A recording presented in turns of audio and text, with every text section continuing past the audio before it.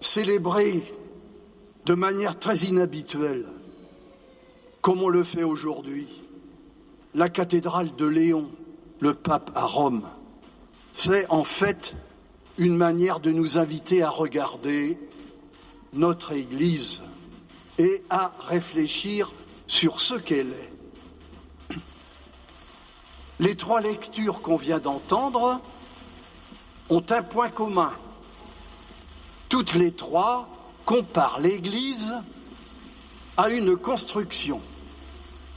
Le prophète Ézéchiel, une maison, et une maison bienfaisante puisqu'elle irrigue tous les alentours.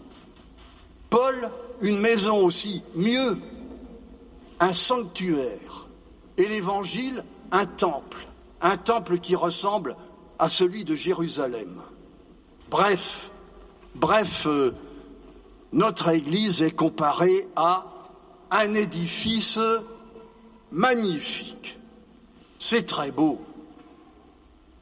Mais moi qui suis dedans depuis longtemps, comme la plupart d'entre vous, je trouve que cette comparaison est un peu flatteuse. Et j'aimerais, moi, y ajouter un petit élément de modestie. Et cet élément de modestie, c'est un mot. Il est affiché au-dessus de nos têtes depuis quelques semaines. C'est le mot chantier. C'est vrai, notre Église est un magnifique édifice, mais en chantier. Et un chantier permanent, un chantier jamais achevé, un chantier, j'allais dire, qui n'en finit jamais. Et pourquoi est-ce que notre Église est un chantier permanent? Pour trois raisons.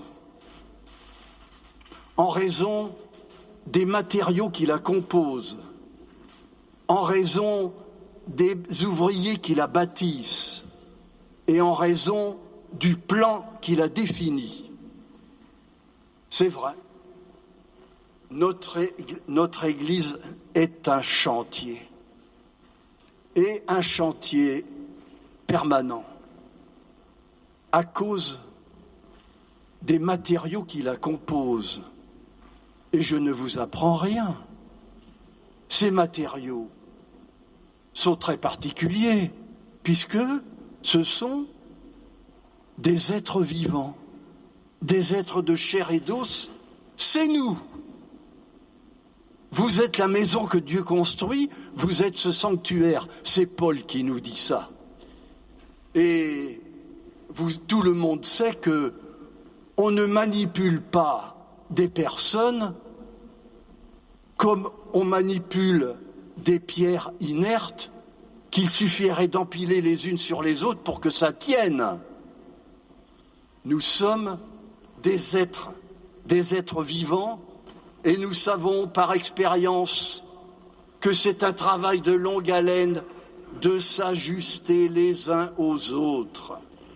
Un chantier de longue haleine. Un chantier permanent encore à cause des ouvriers qui la bâtissent.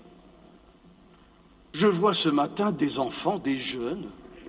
C'est que les ouvriers qui participent à la construction sont en perpétuel renouvellement.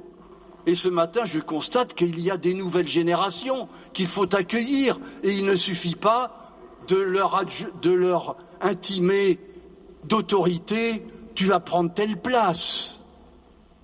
L'Église n'est pas une armée qui répond à un commandement. Et enfin, l'Église est un perpétuel chantier à cause de son plan, du plan qu'il a défini. Et justement, l'Église n'a pas de plan. On construit avec une seule directive, unique. Il y a une pierre de fondation, qui d'ailleurs est une personne, quelqu'un du bâtiment, Jésus, le charpentier de Nazareth. Et c'est là-dessus qu'il faut construire. Et bâtir sur cette pierre-là, c'est deux choses, c'est être ouvert à tous ceux qui ne sont pas là, et c'est être ouvert à ceux qui, dedans, apparaissent parfois pour n'être rien, vous savez, comme de la briquette, impropre à la construction, comme d'ailleurs l'était le charpentier de Nazareth. Mais alors, dites-moi, si cette église est faite avec des matériaux très difficilement ajustables, avec des ouvriers qui ne font que changer, et puis sans plan, comment est-ce qu'elle tient? Elle tient qu'à un cas, entre autres, grâce, et je termine, grâce à des réunions de chantier. Ces réunions de chantier visent deux objectifs.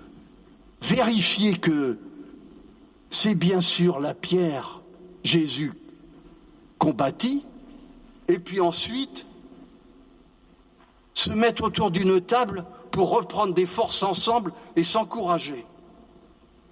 Vous avez reconnu dans cette réunion de chantier notre messe, mais il y en a beaucoup d'autres, à travers 1000 rencontres, tous azimuts.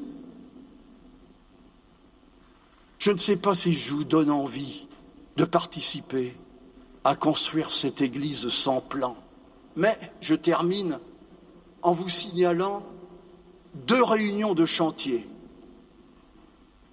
samedi et dimanche prochain.